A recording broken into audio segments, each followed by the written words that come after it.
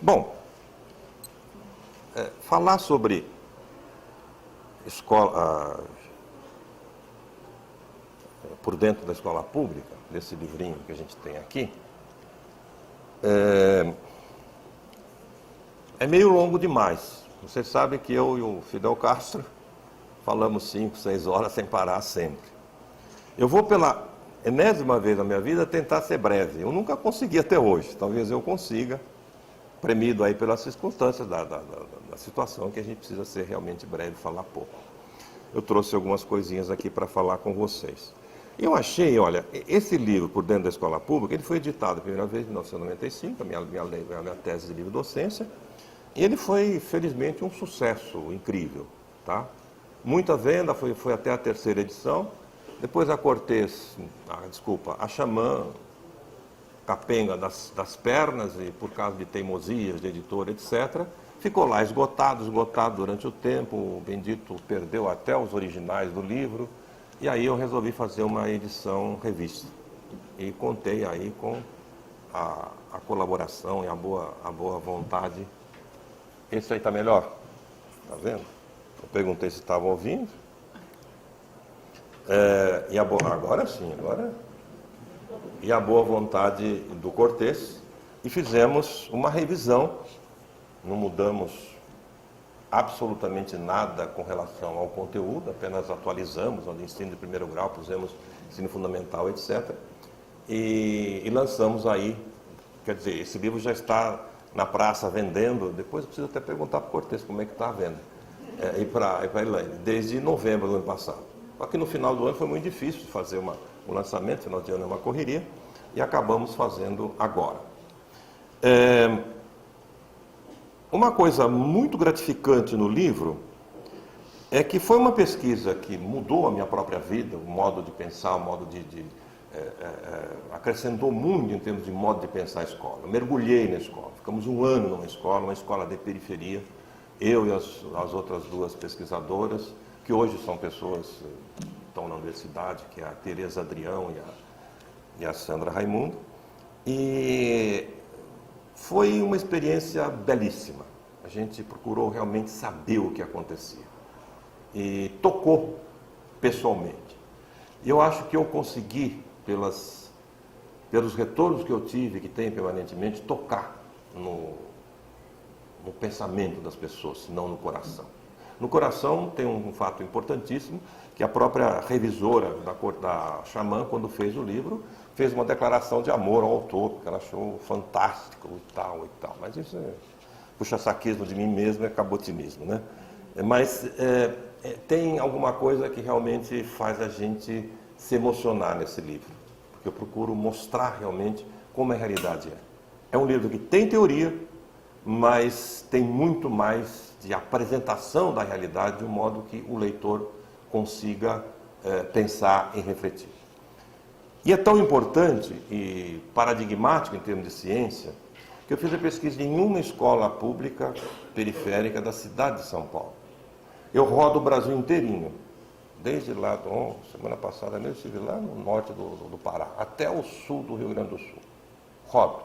E é interessantíssimo que as pessoas que leem, que vêm me dar um retorno, dizem o seguinte: professor, o senhor fez essa pesquisa na minha escola. Isso é muito importante. Porque a pesquisa qualitativa ela não tem a pretensão de levantar números, de fazer representações estatísticas, nada disso. Mas quando ela consegue sentir a escola, ela vê aquilo que existe de universal na escola pública brasileira. Então isso, para mim, foi importantíssimo. Um outro ponto que vai dirigir aqui a minha reflexão são dois pontos. A questão da criança e a questão daquilo que o Gessé Souza chama de ralé. A escola pública é da ralé. A escola pública precisa atender a classe trabalhadora, a classe que carrega todos nas costas, inclusive nós. Inclusive nós, enquanto trabalhadores, somos da classe média e não carregamos tanto nas costas do país quanto as classes trabalhadoras carregam. Então, elas carregam um pouco de nós também. sobre isso que talvez eu possa falar aqui na sequência. A criança como um ser também oprimido. É preciso dizer isso. Eu tenho falado isso, tem tido eco, as pessoas têm se tocar. No tempo da escravidão, ninguém percebia que o negro era oprimido. Ou pelo menos a maioria não dava nem bola, isso era uma coisa normal. O pessoal que está aqui, se passasse diante de um pelourinho, o negro estivesse sendo açoitado ou morto, não ligaria. Porque não era um problema sério. Era um problema sério. Agora nós temos condições éticas de perceber que aquilo era criminoso e que aquilo era horrível. Eu espero que um dia a gente perceba o quanto horrivelmente nós tratamos as nossas crianças, o quanto nós as oprimimos, e principalmente as crianças das camadas trabalhadoras. Esses dois aspectos, a questão da criança e a questão da ralé num sentido positivo, né? Ralé como usam os autoritários por aí afora, me convenceram de que talvez eu não deva entrar no livro, eu deva ficar na epígrafe. E a epígrafe interessante que eu botei essa epígrafe quase instintivamente, essa é a epígrafe, e pronto. Que é aquela frase do Caetano Veloso, é que Narciso acha feio tudo o que não é espelho. É que Narciso acha feio o que não é espelho. Esta é uma grande verdade que nós temos que levar em conta. Nós temos que propagar mais, nós temos que problematizar mais. O como nós somos narcisos. O como nós, como adultos, não nos colocamos no lugar das crianças. E como nós, como camada média, e as próprias camadas dominantes, mas a camada dominante é tão pequenininha, tão sacana, mas tão pequena, né?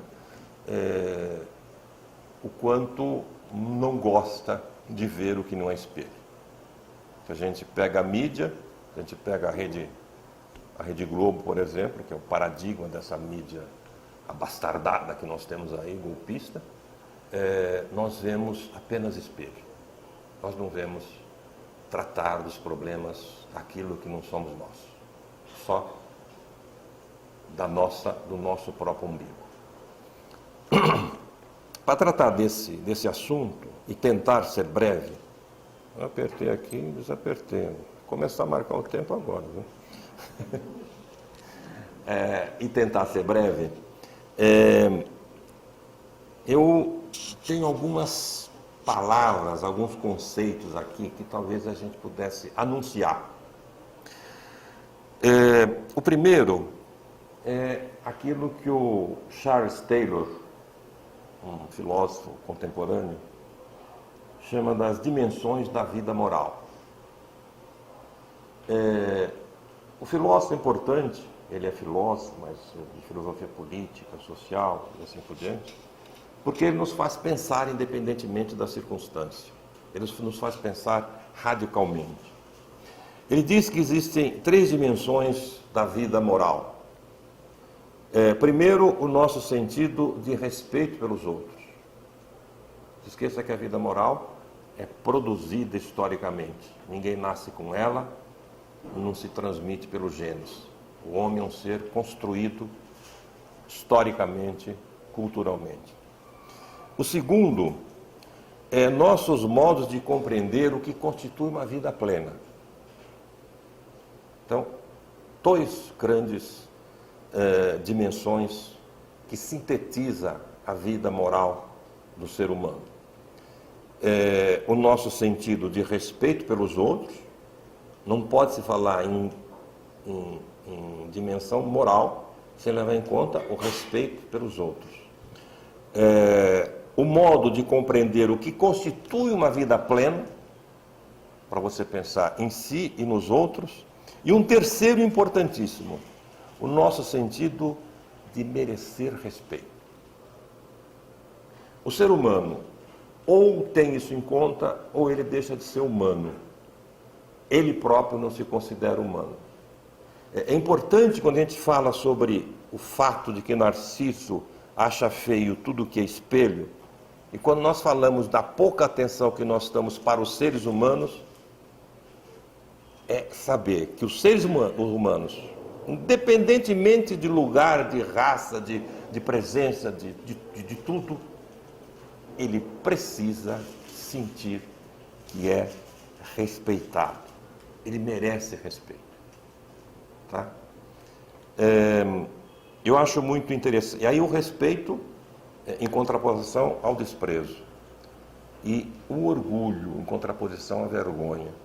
Existe pouca coisa mais triste, mais deprimente, mais desastrosa para o ser humano do que sentir-se envergonhado. Envergonhado pelo seu autoconceito, que na verdade é reflexo e é síntese do conceito que os outros fazem dele. Por isso que nós temos que refletir bem a respeito dessa questão das camadas desprotegidas da sociedade. E agora eu quero um segundo ponto para, de certa forma, alicerçar teoricamente a nossa reflexão aqui, falar de um outro autor. Esse Charles Taylor, o livro dele chama-se Fontes do Self. Esse autor que eu vou falar é um autor moderno, indiano, se não me engano, tem um nome complicadíssimo, é Kivani Anthony Appiah. Appiah é A-P-P-I-A-H. Vocês acham aí o livro dele, um livro belíssimo, que se chama Código de Honra. Como acontecem as revoluções morais. O livro dele. Ele vai falar exatamente sobre esse último ponto, merecer respeito. Em que consiste o respeito? Ele vai dizer, com base em outros autores, que existe dois tipos de respeito. O que ele chama de respeito por avaliação ou estima, que se baseia, dando um exemplo, eu respeito, ele usa inclusive esse exemplo, o Rafael Nadal, porque ele é um dos maiores tenistas do mundo. Ele conseguiu esse respeito por conta da sua ação diferenciada. Ele diz que esse respeito se liga mais à competição, não no sentido de concorrência mercantil que nós temos aí. As pessoas constroem coisas, fazem coisas e se fazem respeitar. O respeito que nós temos, por exemplo, a um Pelé. Ou o respeito que nós não temos para um Cunha ou um Temer, por exemplo. Tá? Então, esse é o sentido competitivo do respeito. E tem um segundo, e é esse que vai nos interessar aqui, tipo de respeito, que ele diz que é o respeito por reconhecimento. O respeito por reconhecimento diz respeito, o respeito diz respeito é bom, né? É cacofonia aí que não dá mais. Há um atributo que a pessoa tem, independentemente de competições. Exemplo explica melhor. Eu respeito, por exemplo, um juiz por conta da função que ele tem de juiz. Eu respeito uma pessoa idosa por conta da condição que ela tem. E respeito todas as pessoas idosas, não aquela ali. Ela não conquistou isso. Não foi uma competição que ela fez.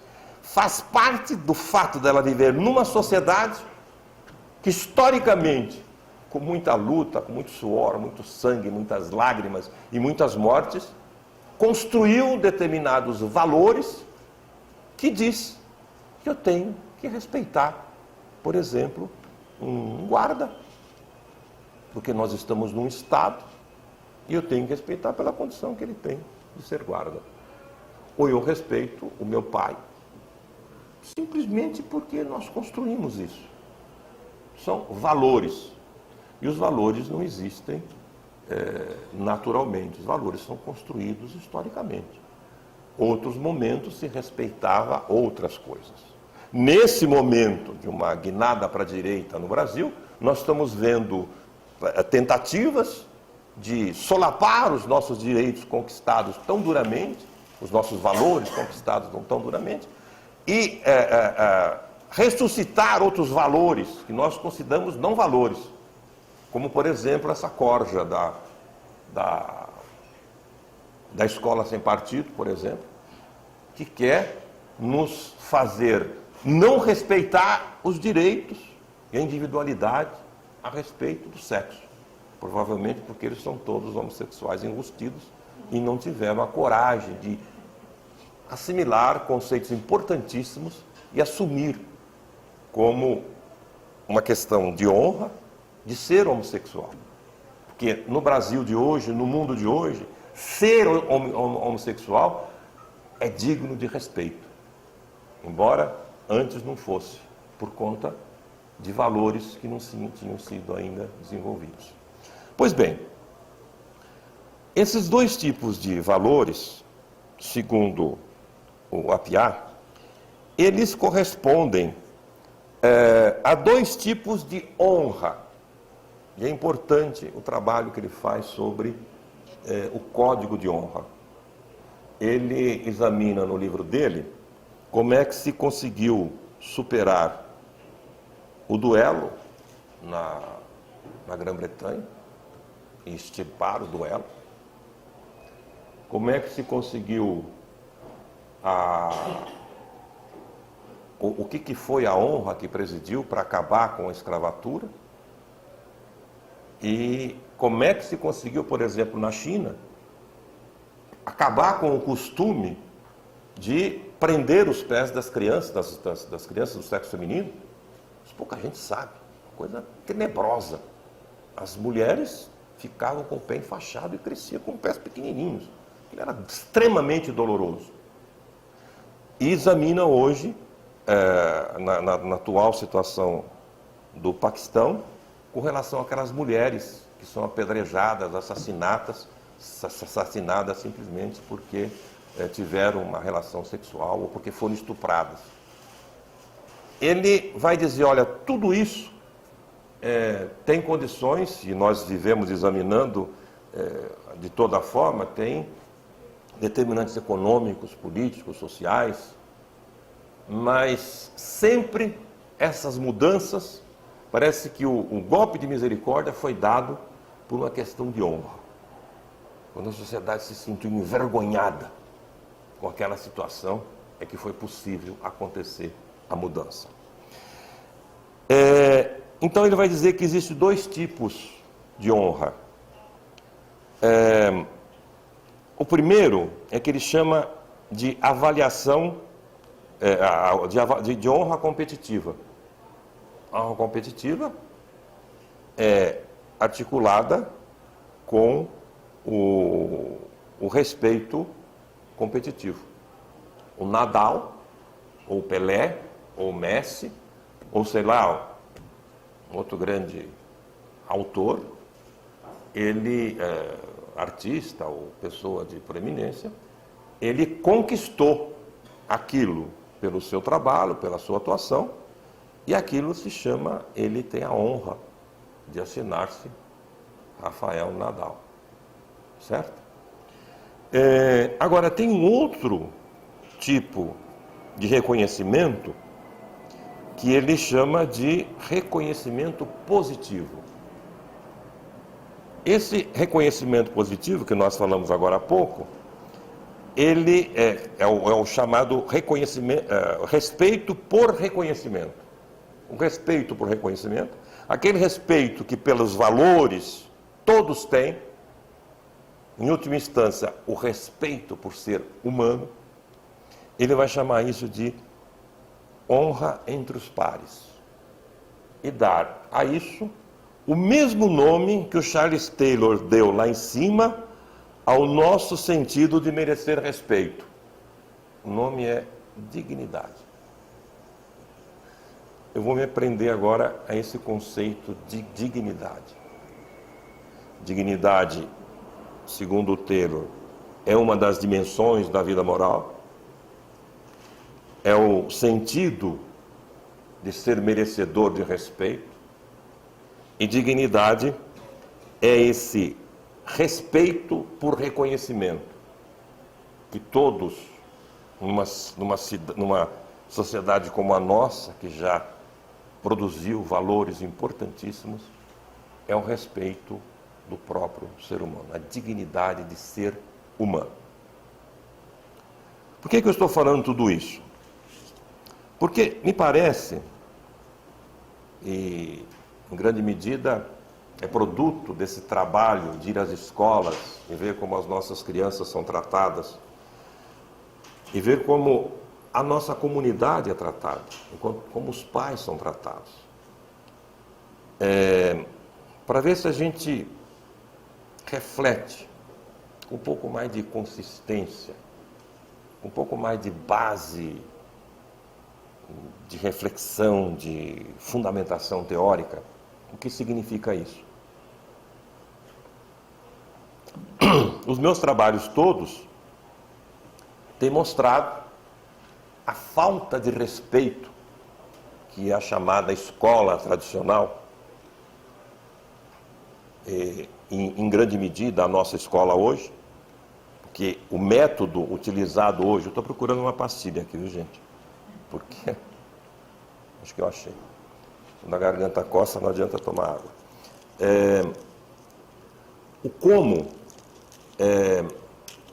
A nossa escola hoje deixa de levar em conta a dignidade da criança. Deixa de respeitar a infância. E o faz, como eu tenho demonstrado em vários textos, eu não vou recordar aqui agora. Aliás, por isso que minhas palestras são sempre muito demoradas. Eu primeiro tenho que falar sobre o conceito de educação. Porque educação não é simplesmente transmitir conhecimento ou passar informações. Transmitir conhecimento, qualquer computador imbecil faz. A rigor, conhecimento não se transmite. Conhecimento se oferece condições para que o outro, o educando, se aproprie dele. Não transmito nada. Mas a verdadeira educação, ela tem a ver com o humano, com o sentido do humano. E o sentido do humano não é só conhecimento. O homem não produz apenas conhecimento na sua história, enquanto sujeito humano. Ele produz conhecimentos, informações, valores, crença, filosofia, arte. E nossa escola não usa a arte. Perde uma oportunidade fantástica de fazer nossas crianças serem felizes, pintando, cantando, dançando. Valores de tradição. A nossa tradição foram para o espaço, só consegue trabalhar um Halloween aí, ou aquilo que é tradição de outros. Que é uma pura desgraça, porque na mídia aparece a propaganda do Halloween, que a mãe pátria são os Estados Unidos. Bom, educação é a apropriação da cultura inteira, de tudo aquilo que o homem produz. Tudo aquilo que não é natureza, que acontece automaticamente, necessariamente na natureza, tudo isso que o homem produz, nós chamamos de cultura. E a apropriação da cultura se faz por uma relação política.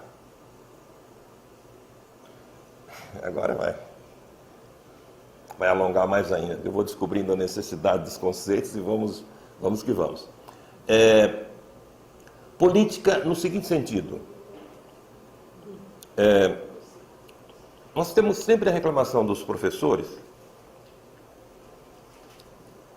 na educação de um modo geral, não estou falando de exceções, claro que nós temos exceções, uma ou outra escola, um ou outro sistema de ensino municipal, estadual, é tudo uma porcaria, não conheço nenhum que preste. A desculpa sempre de que o professor foi muito bom, a criança não aprendeu porque não quis aprender. Quer dizer, ignorância total do conceito científico de educação. Falta de conhecimento científico. Por isso que os empresários metem a cara, quebram a cara por aí, mesmo dominando toda a educação superior, etc., porque eles não entendem nada de educação. Eles pensam que educação basta alguém falar e alguém ouvir. E não é bem assim. Educação precisa que o educando seja sujeito.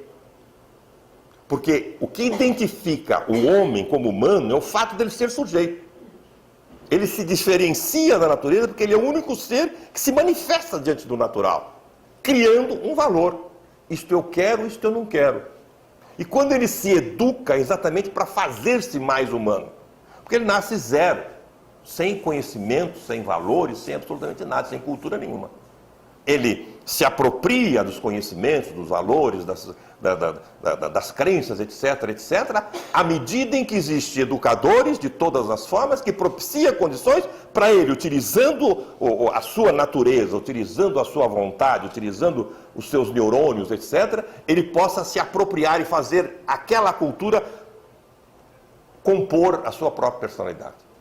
Mas ele tem que ser sujeito, ele tem que querer, percebe? Então faz parte do conceito. Ninguém aprende se não quiser. Então você dizer que a criança, que a escola é boa, mas a criança não aprendeu porque não quis, é uma coisa que você dizer que a cirurgia foi um sucesso, mas o paciente morreu. É preciso que haja alguém tão capacitado e com tanta vontade, com conhecimento de psicologia, do próprio desenvolvimento da criança, etc. Por isso que a pedagogia é importante. Por isso que todas as disciplinas que informam a educação são importantes, para que ele tenha condições, de propiciar condições para que o outro se eduque. Educar-se é um verbo reflexivo. Eu posso dizer, eu curo fulano, mas eu não posso dizer, eu educo fulano, a não ser como uma metáfora, como uma figura de linguagem, querendo dizer, eu propicio condições para que fulano se eduque. O papel do educador é propiciar condições para que o outro queira educar. Percebe? Quando você não faz isso, você violenta a própria natureza, não é nem a cultura, a própria natureza da criança. Porque se você tem um conhecimento de psicologia do desenvolvimento, você vai saber que uma criança de 1 ano pensa, age, se faz sujeito diferente de uma criança de 3 anos. Uma criança de 6 anos, por exemplo, não pode aprender álgebra, porque ela não faz operações abstratas, é diferente de uma criança de 10, 12 anos. Então, se você tem o conhecimento e consegue fazer com que isso aconteça, você propicia condições para que o outro aprenda.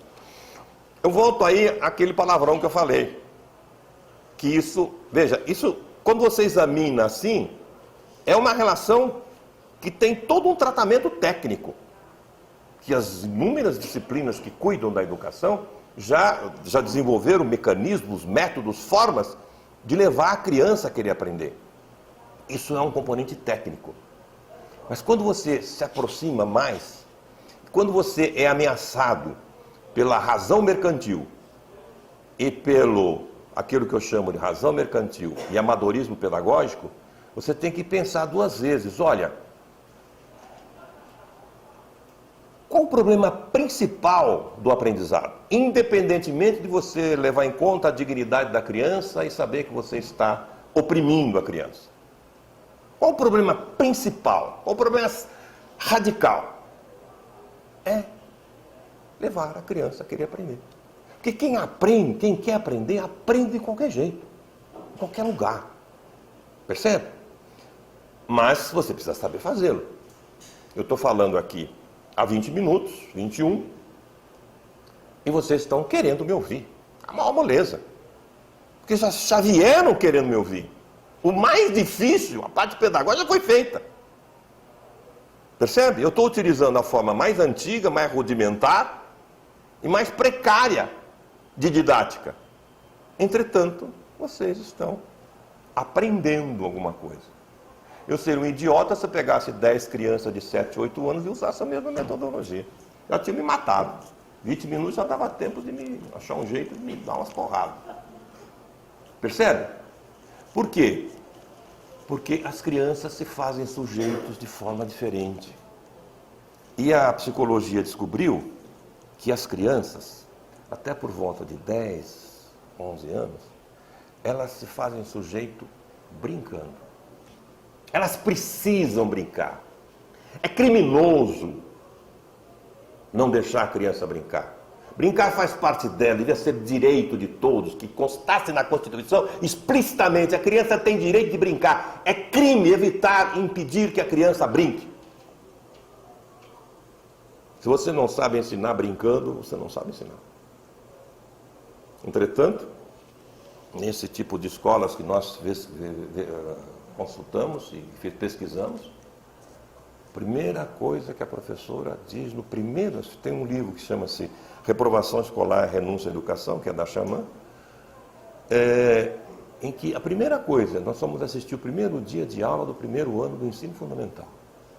Qual a primeira coisa que as professoras dizem? Crianças, isso aqui não é mais educação infantil, isso aqui não é mais pré-escola, isso aqui é sério, não é lugar de brincar. Não vai dar certo. Percebe? Não vai dar certo tecnicamente. O ensino não vai funcionar. É por isso que o ensino no Brasil não funciona. Até porque não tem um objetivo, que é formar o ser humano histórico. No Brasil, o objetivo do ensino é preencher estatísticas idiotas e fazer com que as crianças resolvam esses testes imbecis. Com perdão do pleonasmo, de SAEB, SARESP, Enem, etc, etc. Prova Brasil e assim por diante. Quando quiserem realmente formar o ser humano histórico, vão ter que se virar. Os empresários não vão fazer nada, eles vão ter que desistir. Eles vão ter que chamar educadores para fazer a coisa certa. E aí aparece o grande problema. O grande problema é fazer com que esse bendito que está na minha frente queira aprender. Porque quando quer aprender é uma maravilha. É a coisa mais linda, mais deliciosa do mundo, uma criança tentando aprender. Fácil, aprende muito mais, ensina a gente até. Esse, eu quero dizer para vocês, no pouco tempo que nós temos aqui, esse é um problema radicalmente político. Política, gente. Tem um livrinho meu da Cortez, tem todos os livros da Cortez aí, se vocês quiserem. E eu recomendo especialmente esse, chama-se Educação como Exercício do Poder. Crítica ao senso comum em educação. Em que eu procuro ali trabalhar o conceito de política e o conceito de democracia. O conceito de política, rapidamente, é o seguinte. O ser humano é um ser social. Ele tem que se relacionar com os outros. Não existe o ser humano isolado. Você só existe, produz a sua existência entrando em relação com outros. Essa camisa que eu pus, eu só posso vestir essa camisa porque eu dependo de mais de 1 bilhão de pessoas no mundo inteiro, desde que a história existe, para que um dia eu pudesse usar essa camisa. Eu sou radicalmente social.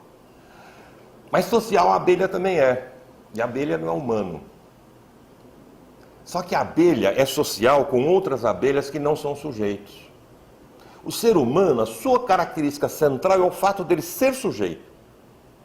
É o fato dele ser um ser de vontade e que procura aplicar a sua vontade pelo trabalho. E com o trabalho, ele se realiza e se faz humano. Tudo isso explicadinho tem lá nos meus livros, não vai dar para explicar aqui agora. Pois bem, o que identifica o humano é o ser sujeito.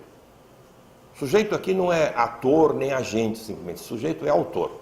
Eu tenho vontade, quero, tenho valores que me orientam para alcançar determinados objetivos. E vou em frente e realizo. Isso é ser humano. Isso é ser sujeito. Para os caras de autoajuda, explica para eles. Isso é ser feliz, isso é ser humano. Percebe? Pois bem, se eu sou social, só posso produzir a minha vida relacionando-me com o outro, quando eu me relaciono com o outro, eu tenho outro sujeito, que tem interesses, vontades, sonhos, perspectivas, que não necessariamente são os mesmos que o meu. Então, eu não sou apenas social, que me relaciono com o outro, como a abelha. Eu tenho que me conviver com esta condição de sujeito do outro. Essa convivência entre sujeitos, perceberam? É que nós chamamos de política.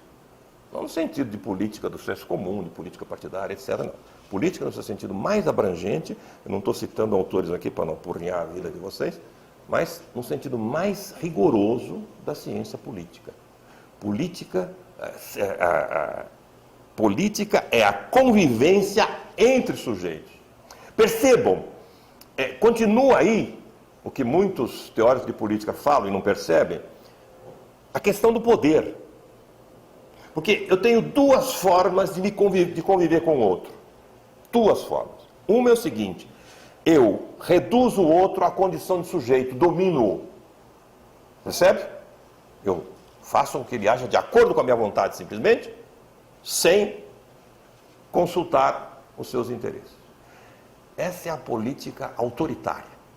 Sempre que existir isso, gente, é política e é política autoritária, negação do humano. Porque eu nego no outro a condição do humano, mas nego em mim mesmo. Porque eu só existo com o outro. Veja que é uma questão de poder. Eu exerço o meu poder sobre o outro, fazendo com que ele mude o seu comportamento de acordo com a minha vontade. Perceberam? Felizmente tem uma outra forma de se fazer política, que é eu sujeito, ele sujeito e eu dialogo com ele. É a forma democrática. Eu não preciso dominá-lo, nem ele me dominar. Nós dialogamos, conversamos e chegamos a uma conclusão. Construímos a liberdade. Veja que a liberdade é construída, não é conquistada. É construída com o outro. Essa é a relação democrática. Nesta relação democrática também existe o poder. Poder político. O que é poder político? No seu sentido mais rigoroso, poder político é a capacidade de mudar o comportamento do outro. Percebe? Eu mudo o comportamento do outro, de acordo com a minha vontade, mas junto com o outro, com a concordância do outro. Isso se chama democracia. Voltamos à escola. Esse é o conceito de política, voltamos à escola. O que se trata quando eu tenho um problema pedagógico? Todos os problemas pedagógicos se reduzem a quê? A mudar o comportamento do aluno. Então, todo problema pedagógico necessariamente é um problema político. Só que é o seguinte, dá para mudar o comportamento do aluno e ensiná-lo pela coerção? O idiota tenta fazer. Não vai conseguir. Porque pela coerção, ele pode não querer. O Gramsci diz que existem essas duas formas, a coerção e a persuasão. Na coerção você tem uma certeza, você consegue. Faça isso, meta uma arma na tua cara e você tem que fazer. A persuasão é muito mais complicada, por isso que a educação é difícil. A persuasão tem que correr o risco de não convencer o outro. Porque senão não é persuasão, é dominação. E mais, você corre o risco de que o outro te convença do contrário. Percebe? Qualquer semelhança desta relação com a relação pedagógica não é mero acaso. A relação pedagógica só se dá se o outro quiser. Então você tem que fazer essa relação política. E veja, é uma relação, mas veja, ela é extremamente frágil, essa relação democrática. Ela não tem a certeza da coerção. Só que a coerção, ela é forte, mas só se mantém enquanto estiver presente o elemento coator. Saindo daqui, você vai conspirar contra mim. E mesmo aqui, se eu cochilar, você vira arma contra mim. Ninguém, nação nenhuma, poder nenhum, pode manter-se apenas pela força. Precisaria um guarda ao lado de cada cidadão. E depois um guarda ao lado de cada guarda, que o cidadão podia muito bem convencer o guarda do contrário. E a relação política democrática? Ela é frágil, mas ela vai buscar a força precisamente na sua fragilidade. Quando eu consigo que você se aproprie de um conhecimento, de um valor, de uma crença, quando eu mudo o seu comportamento, você mudou. Saindo daqui, você continua meu aliado. Não é o outro que, saindo daqui, vai conspirar contra mim. E veja bem, quando eu por esta relação pedagógica, eu faço com que eu propicio condições para que você se aproprie de um determinado elemento cultural, seja um conhecimento, um valor, uma habilidade ou qualquer coisa assim, ele passa a ser seu, sem deixar de ser meu. Não houve transmissão. Transmissão é sair uma coisa daqui e para lá. Houve apropriação por quem é o próprio sujeito da educação.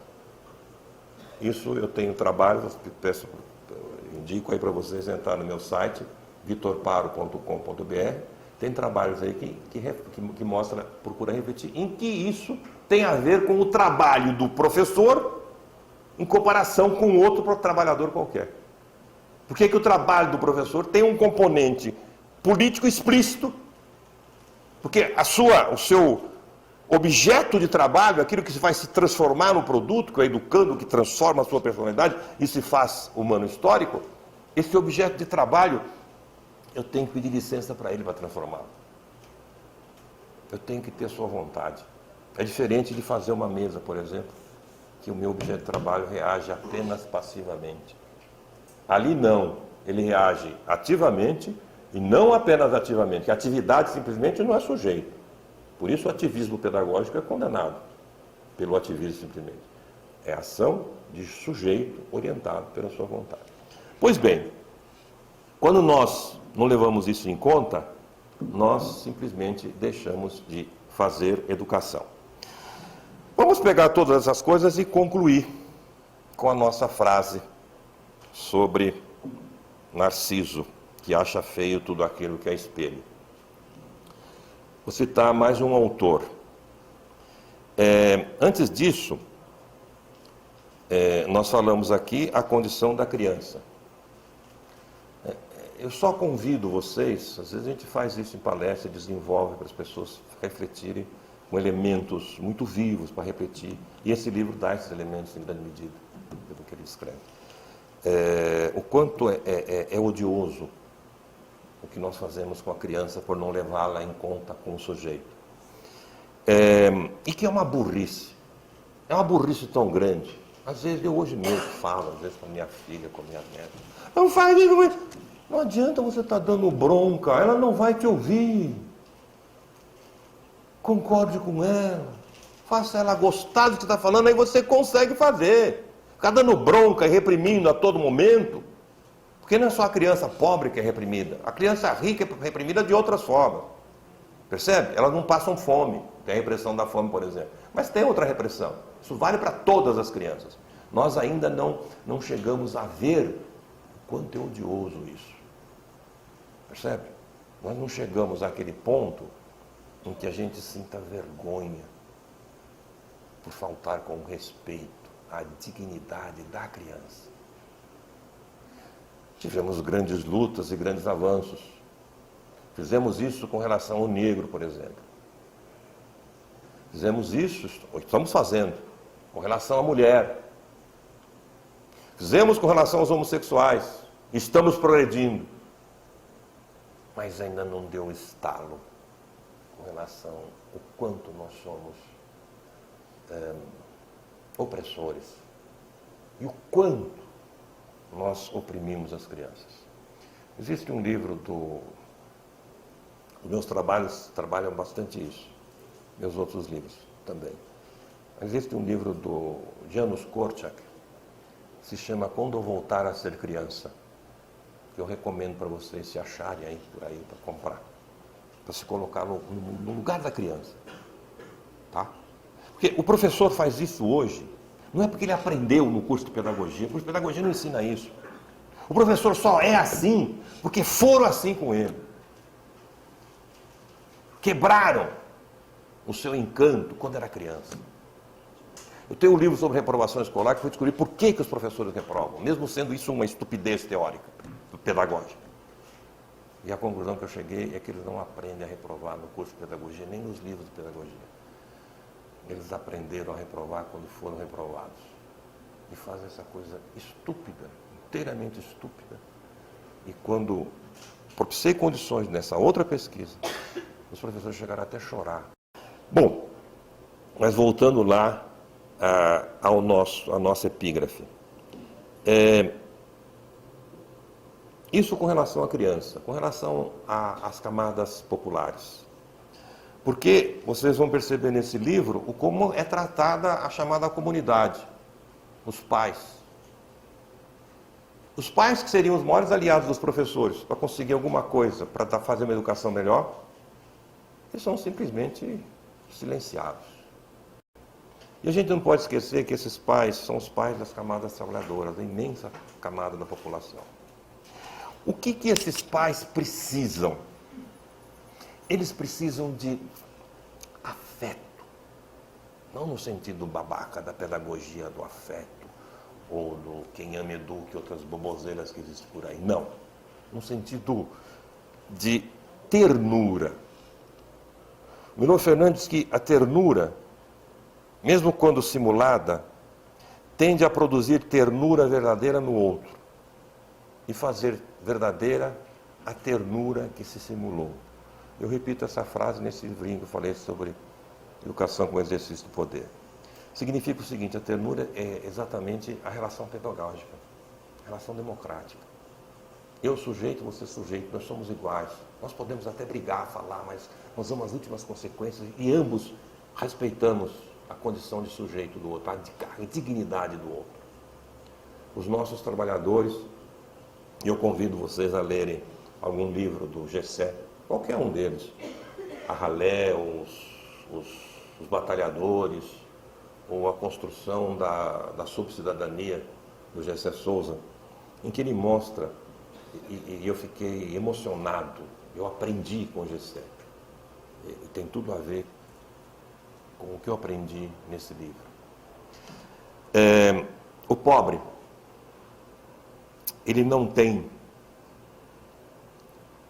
os recursos de lazer, de fazer-se digno, de fazer-se respeitado, que as camadas ricas têm. Ela se faz respeitada em grande medida pelo respeito competitivo. Eu sou porque eu tenho. Não pelo respeito do valor. Você é um ser humano, você tem respeito, não precisa ser o dono disso, ou ser um juiz, ou ser isso, ou ser aquilo. Essas camadas não tem mais o campinho de futebol, não tem mais o barco, não tem nem segurança para ficar no barco. A própria Igreja Católica, que se aburguesou completamente, não tem mais aquela missa, aquelas coisas, que era a única coisa, no meu entender, que serve da Igreja, fora do seu sentido totalmente autoritário. Então, essas camadas trabalhadoras precisariam ser recebidas na escola. Tem um livrinho que eu descobri que tem aqui, da Xamã, chama Qualidade do Ensino e a Contribuição dos Pais, que eu procuro examinar não apenas a participação como um direito, mas como uma necessidade da escola. Para as crianças quererem aprender, elas já vêm de famílias que batem, pode não bater mais do que as camadas ricas, mas eles têm problemas muito maiores, que têm que resolver e que são resolvidos em grande medida na porrada. Não porque são pobres, mas porque ainda não assimilaram determinados valores que só chegou para nós, camada média, por exemplo. Que o pai bate na mãe, que o pai estupra a filha, que é a coisa mais comum, e assim por diante. Essas crianças são violentadas de toda forma. E os próprios pais e mães não têm o lugar, eles não têm o antidepressivo para tomar quando estão deprimidos. Eles não têm nada disso.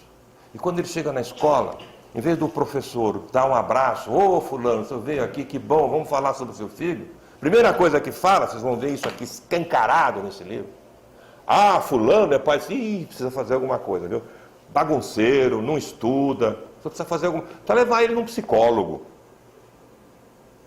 O pai sente aquilo como uma paulada. Se existe uma coisa que o ser humano gosta, é do próprio filho. Se você quer gostar de mim, você quer que eu goste de você, diz que você gosta do meu filho. Isso é importantíssimo. Os professores, em geral, não levam isso em conta. A reunião de pais é um confessionário para falar os defeitos do filho. E botar a culpa no filho, botar a culpa no pai. Seria uma oportunidade de você abraçar o pai. De você fazer políticas de grupos de reunião de pais, como Paulo Freire tentou fazer em São Paulo, por exemplo, para que eles tenham um lugar para se sentir humanos. Eles não têm esse lugar. Sabe quem que pegou isso? Os pentecostais. Essa corja de deputados que tem na Câmara foram eleitos pelas próprias pessoas que votaram no Lula. Porque sentiram que o Lula faz alguma coisa pelos pobres, tem um compromisso com os pobres. Os deputados, eles foram por seus pastores, pelo preconceito. E eles gostam dos pastores e gostam da religião, por quê? Porque a religião, os evangélicos, principalmente os pastores, sem prejuízo de que existem pastores importantíssimos, bons, não tem preconceito contra a religião. Respeito todas elas. Mas o que eu andei pesquisando, descobrindo, estudando, é que a força que esses evangélicos têm de convencer esses pais, de levar esses pais a participarem da igreja, a ficarem lendo a Bíblia e seguindo aquelas ideias completamente ultrapassadas de uns velhinhos lá do tempo da Galiléia, etc. Entendeu? Não é por conta disso. É porque nas igrejas eles têm dignidade. Aquilo que a sociedade não lhe dá, aquilo que a nossa escola podia lhe dar de dignidade, de sentir-se bem. Ele geralmente vai para o culto levado por outro. O fato de ele estar com outro, percebe?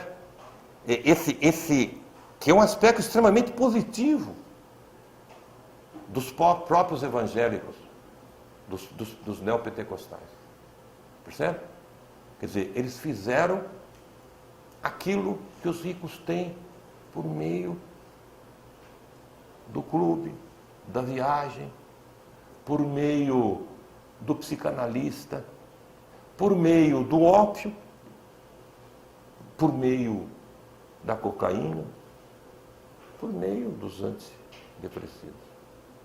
É nesse sentido, para quem não sabe, que o Marx, há 140, 150 anos atrás, falou que a religião funciona como ópio do povo. Não é porque embota a sua cabeça, não. É porque o povo, naquela época, o ópio todo mundo consumia, era livre. Mas o povo não tinha dinheiro para comprar ópio. Então, para ele resolver os seus problemas individuais, psicológicos, ele acabava indo para a igreja que lhe atraía. Hoje são os neopentecostais que fazem isso. Veja, nós estamos perdendo essa guerra. E perdendo essa guerra, já foram 45 minutos, eu vou falar sobre a última autora aqui, que seria importante nós refletirmos. Hannah Arendt.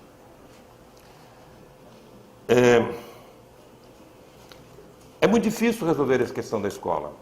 Nós sempre perguntamos, sempre refletimos. Não é fácil. Não é fácil porque às vezes eu quero, mas o professor não quer. Tá? Mas olha, tudo que é impossível, era impossível ir à Lua. O homem foi. Impossível fazer transplante de coração. Impossível estar aqui com o computador, com o celular, conversando com um cara no Japão. Tudo isso é impossível. Tudo isso foi feito porque o homem faz o impossível. Ah, só Deus. Não, só o homem. Demora muito. Mas uma coisa está presente. Eu quero fazer isso. Então, a minha resposta com relação a como começar a mudar o sentido da escola é o seguinte, é querer fazer. E para querer fazer, nós temos que reunir todos esses conceitos relacionados à moral e sentir um pouco de remorso por aquilo que nós não fazemos. E eu acho que o fundamento para isso está em Hannah Arendt. Hannah Arendt foi convocada para fazer uma cobertura do julgamento do Eichmann, mas não é Adolf, o primeiro nome dele como que é? Adolf, né, também? Adolf Eichmann. Ela foi fazer a cobertura. Foi um julgamento feito em Israel, à revelia da ONU, porque Israel não tinha o direito de fazer o julgamento de Eichmann. Eichmann era um criminoso internacional, e não só contra os judeus. E os judeus estavam muito preocupados em jogar a culpa e ter um monstro para falar da monstruosidade do Holocausto. E a Hannah Arendt foi lá, na presença. Tem um filme belíssimo, gente, se vocês quiserem assistir, que fala sobre isso. É sobre Hannah Arendt em Jerusalém, não lembro o nome do filme. Lindíssimo. Mas os livros que ela trabalha isso é Eichmann em Jerusalém e Responsabilidade e Julgamento. Esses dois livros que são magníficos a respeito disso. E ela descobriu de uma forma tenebrosa como aquele homem que estava ali, o Eichmann, não era nada daquilo. Não era aquele demônio, aquela coisa. Era simplesmente um imbecil como qualquer outro. Um idiota, como um Temer, como um Alckmin, como qualquer idiota, ou o nosso prefeito. Que está preocupado apenas em subir na vida, preocupado egoisticamente só com ele e que não pensa. Precisa não pensar para ser um Hitler, para ser um Eichmann. Só isso. Isso é terrível. Não é como se pensava que surge um Hitler na vida. E nós estamos vendo aí os MBL da vida, toda essa gente, os Bolsonaros, etc. São verdadeiramente imbecis, que não pensam. Isso é terrível. E a Hannah Arendt foi inclusive criticada pelos próprios judeus e tudo mais, desenvolveu a teoria dela, escreveu o livro. E diante da fala dos próprios alemães, que diziam, então somos todos culpados, ela reagia, não somos todos culpados. Quando todos são culpados, ninguém é culpado. Não se trata de culpa. Esse é o conceito que eu acho importante, que nós temos que resgatar. Trata-se de responsabilidade. Eu vou abreviar isso aqui para terminar logo. E dou um exemplo. A nossa sociedade, ela está dividida entre explorados e exploradores. Quem tem um pouco de conhecimento científico, isso foi provado precisamente há 140 anos atrás. 1847. Que a forma de dominação no sistema capitalista, ninguém está escolhendo outro sistema, estou falando do sistema com o qual nós estamos. O feudalismo também era assim, o chamado comunismo da União Soviética, que não era comunismo coisa nenhuma, era pior ainda. Eu estou falando do capitalismo. Em que se trata o capitalismo? Trata-se em que o capital tem os meios de vida na mão para trabalhar, para produzir a sua existência, para produzir a sua comida, a sua bebida, etc. O ser humano tem que ter acesso a condições de produção, meios de produção e instrumentos de trabalho. Ele não tem. 99% ou 95% pelo menos, não tem. É a classe trabalhadora. Os trabalhadores são todos aqueles que precisam vender a sua força de trabalho, a sua energia viva, para poder ter uma compensação e viver. Então veja, repetindo. A nossa, e isso, o interessante é isso. Vocês estão abismados, por exemplo, com o programa da imprensa golpista, capitaneado pela Globo, pela Bandeirantes. A Bandeirantes agora resolveu fazer uma campanha favorável, a economia está tudo bem e tudo mais. Vocês estão abismados de ver como se encobre a verdade. O quanto que se encobre, o quanto que se deixa de falar. Infelizmente estamos numa nova época que os blogueiros sujos estão lá descobrindo muita coisa, mas se você se reduzir a Folha de São Paulo, Estadão, esses grandes empresas, você está ferrado. Você não sabe nada do que acontece neste mundo. E a gente fica abismado de ver o quanto eles escondem na verdade. Olha, faz 140 anos que se descobriu, que se provou por A mais B, o que é o capitalismo. O dono do capital tem as condições de vida na mão. Você não tem. Você precisa ter acesso a essas condições de vida. Ele tem o capital, o dinheiro. Ele fala, eu deixo que você tenha acesso, mas cobro por isso. Então você vai e produz um valor, e lhe é pago o valor da sua força de trabalho. É pago o valor correspondente àquilo necessário para você existir enquanto trabalhador. Não enquanto classe dominante, enquanto trabalhador. Só que no dia de trabalho, você produz em valor muito mais do que isso. Esse excedente que você produz a mais, o capital pega para ele e fica cada vez mais rico. Por isso que o capital é cada vez mais rico e os pobres são cada vez mais pobres. Umas classes são menos exploradas, nós, classe média, para que exista classes extremamente exploradas.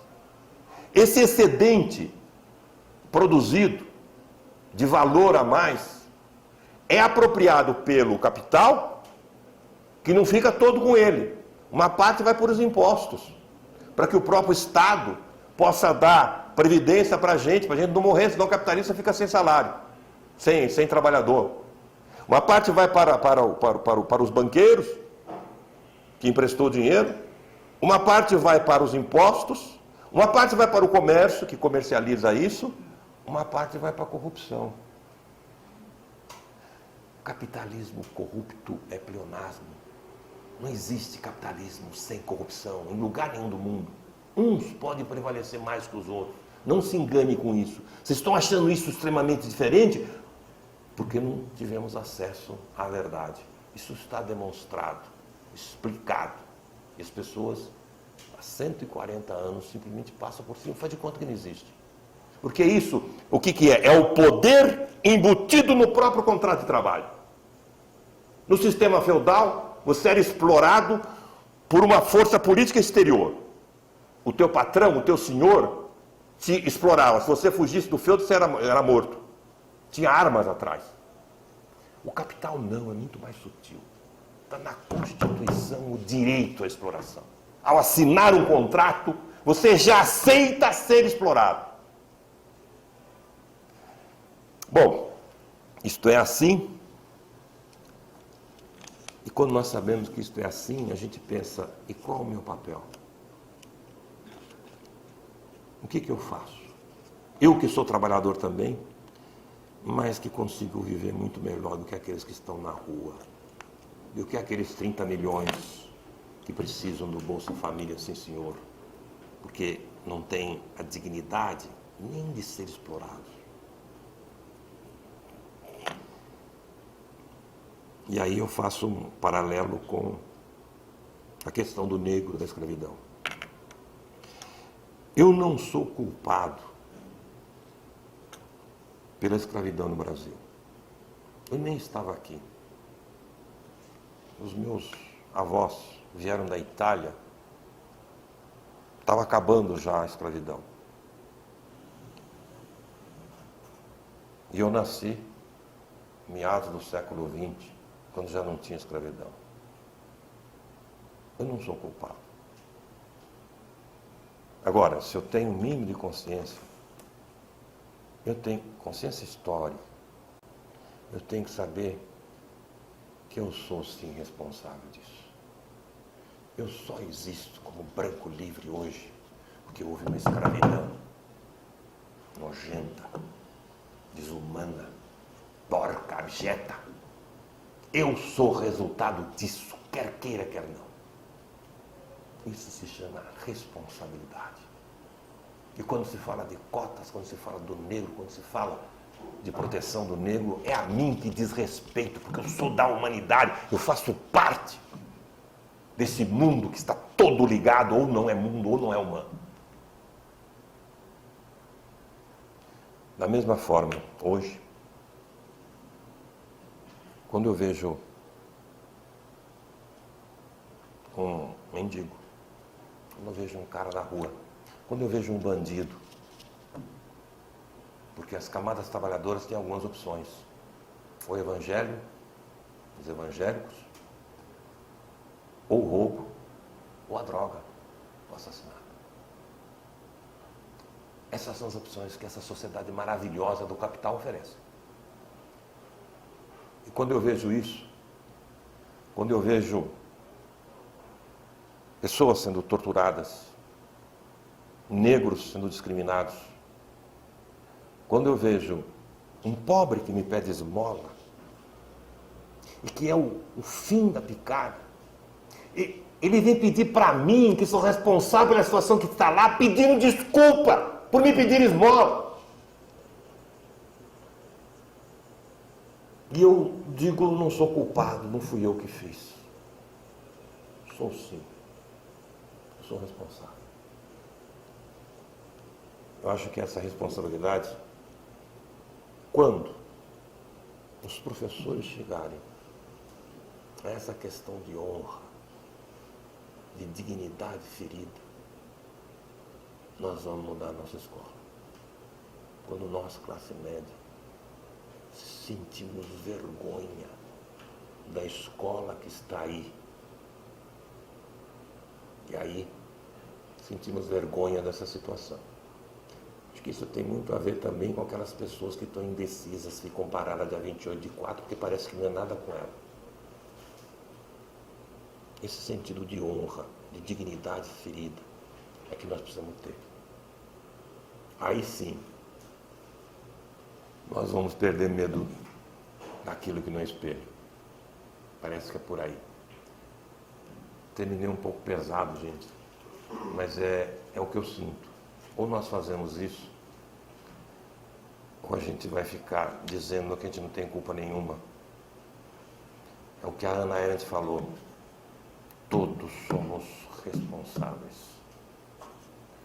Não resolve a situação, mas para orientar a nossa vida e a nossa atitude diante da vida e diante da sociedade, seria bom que pelo menos uma vez a gente ficasse sem dormir pensando nisso.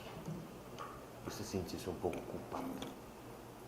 Um pouco, não culpado, no sentido que foi a causa direta, mas responsável por aquilo que está errado.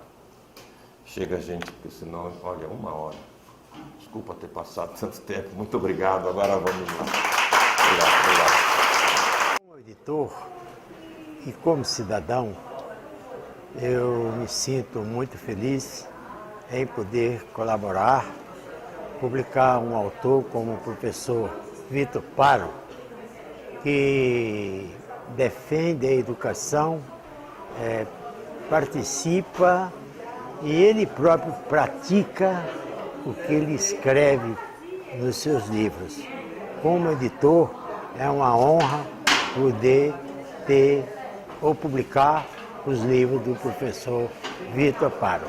Ricardo, agradecer o privilégio de poder ouvir o professor Vitor Paro, né, com a decência que ele tem, colocar o que ele pensa independentemente do que se pensa através do outro. E essa sinceridade dele nos faz refletir sobre as nossas ações, de modo que a gente precisa realmente, habitualmente, fazer uma análise do que a gente tem feito com a educação, permitido que façam com a nossa educação. É isso. Eu sou o professor Álvaro Rosa, sou coordenador de educação à distância da Universidade de Guarulhos, o campus aqui em São Paulo. Eu acho muito importante todas as discussões que se estendem à escola pública, porque hoje a grande massa de alunos que vem para as instituições de ensino superior certamente serão da escola pública. E é preciso valorizar muito a figura desse sujeito para que ele tenha condição de uma educação de qualidade, de uma formação humana que possa enxergá-lo como algo íntegro, como algo inteiro, para que ele realmente tenha uma formação para a vida, para o mundo do trabalho, mas que ele tenha condições de se transformar através da educação. Então, acho que a gente está vivendo um momento, que não é só no Brasil, mas é no mundo, que a gente tem um retrocesso, a gente tem um reaparecimento do conservadorismo, né? Isso se repercute em vários setores. Então, acho que o livro do professor, nesse momento, principalmente para a educação e para os professores, ele se coloca como importantíssimo pouco para a gente tentar manter mais a chama e continuar lutando pela escola pública. Então, parabéns à iniciativa da reedição do livro e o lançamento num momento como nós estamos vivendo. Maria Luísa Rodrigues Flores, professora da Universidade Federal do Rio Grande do Sul, da área de Política e Gestão da Educação. Estando em São Paulo para um evento, eu tive a felicidade de receber o convite para esse relançamento do livro do professor Vitor Paro e saí do outro evento e vim direto para cá para não perder essa oportunidade de ouvi-lo, porque isso é sempre um prazer. E especialmente hoje, penso que ele estava muito inspirado e eu fiz várias relações com o que nós discutíamos no outro evento, na USP também, sobre a avaliação da educação infantil, na perspectiva da necessidade de nós, na escola pública, garantirmos a dignidade das crianças, né? Então, pensando na educação infantil, isso desde as crianças bem pequenas, desde os berçários, que esses espaços de educação tenham qualidade, que os professores tenham a competência para trabalhar nessa perspectiva que ele falou, no respeito e na dignidade das crianças e das famílias, porque na educação infantil nunca dissociamos o trabalho da criança com a sua família. Então, entendo que o professor hoje nos trouxe um enquadramento muito bom para trabalharmos nessa perspectiva da busca da oferta da educação pública de qualidade. No caso, especialmente, que me interessa, a educação infantil pública de qualidade. Meu nome é Sônia Feitosa, sou professora da rede municipal aqui em São Paulo, trabalho aqui e fiquei muito honrada por participar, por conhecer o professor, a quem eu já acompanho, já leio, vejo os vídeos e estou sempre aprendendo com aquilo que ele nos ensina, né? É um constante aprendizado e acho que a vida do professor é assim, a gente está sempre aprendendo. Obrigada pela noite, foi um prazer.